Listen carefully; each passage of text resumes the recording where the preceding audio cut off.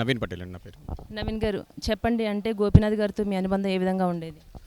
గోపీనాథ్ అన్న గారు ఒక ఎమ్మెల్యేగానే కాకుండా ఒక వ్యక్తిగా కూడా మాకందరికీ చాలా దగ్గర.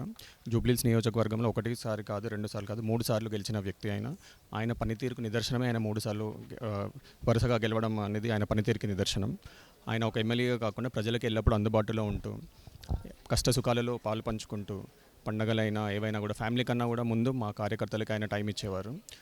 మిగతా ఎమ్మెల్యేలా కాకుండా ఆయన ప్రతిరోజు ప్రతినిత్యం ఆఫీస్లో అవైలబుల్ ఉంటూ ఏ అర్ధరాత్రి ఫోన్ చేసినా కూడా మాకు రెస్పాండ్ అవుతూ ఎల్లప్పుడూ ప్రజలకు అందుబాటులో ఉంటూ ముఖ్యంగా జూబ్లీహిల్స్ నియోజకవర్గ ప్రజలకు ఇది తీరని లోటు.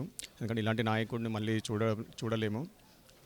ఒక నిజమైన లీడర్ ఎప్పుడు కూడా కార్యకర్తల కోసం మళ్ళీ తన తర్వాత లీడర్స్ని తయారు చేయడంలో ఆయన చాలా ఇదిగా ఉండేవారు అనమాట.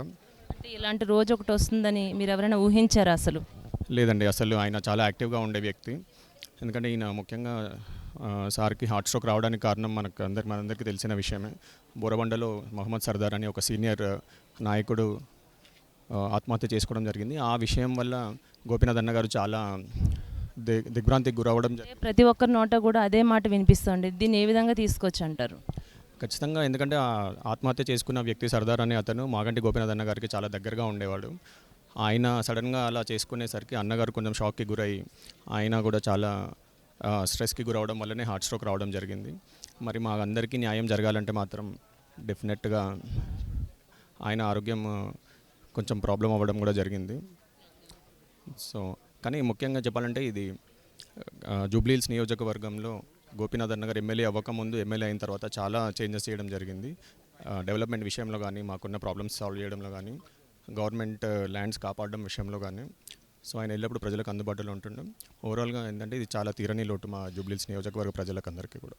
తెలుగుదేశం నుంచి కలిసి పనిచేసి 30 ఏళ్ల సుదీర్ఘ అనుబంధం ఉన్న మాగంటి గోపీనాథ్ గారు మృతి చాలా బాధాకరం. వారికి ఆత్మశాంతి కలగాలని భగవంతుని ప్రార్థిస్తున్నాం. వ్యక్తిగతంగా మీతో గోపీనాథ్ గారు ఏ విధంగా ఉండేవారు? చాలా బాగుండేవాళ్ళమ్మా. మేమంతా మంచి స్నేహితులం, మంచి మిత్రులం. మాకు ఈ జూబ్లీహిల్స్ నియోజకవర్గానికి తీరని లోటు గోపీనాథ్ గారు చనిపోవడం. హైదరాబాద్ జిల్లా బీఆర్ఎస్ ప్రెసిడెంట్గా కూడా ఉండే. పార్టీకి తీరని లోటు. నియోజకవర్గ ప్రజలు చాలా షాక్లో ఉన్నారు. వాళ్ళ కుటుంబానికి కూడా నా ప్రగాఢ సానుభూతి తెలుపుతున్నాను. తొందరగా ఈ షాక్ నుంచి కోలుకోవాలని నా భగవంతుని ప్రార్థిస్తున్నాను. మనకు గోపీనాథ్ గారికి ఇలాంటి సిచ్యువేషన్ జరుగుతుందని ఎక్స్పెక్ట్ చేశారా? మాకున్న సన్నిహితంతో గోపీనాథ్ గారు మాకు చాలా, ఆయన 20 ఏళ్ళ నుంచి మాకు చాలా క్లోజ్గా ఉండే. ఆయన కింద మేము కూడా పనిచేసాము.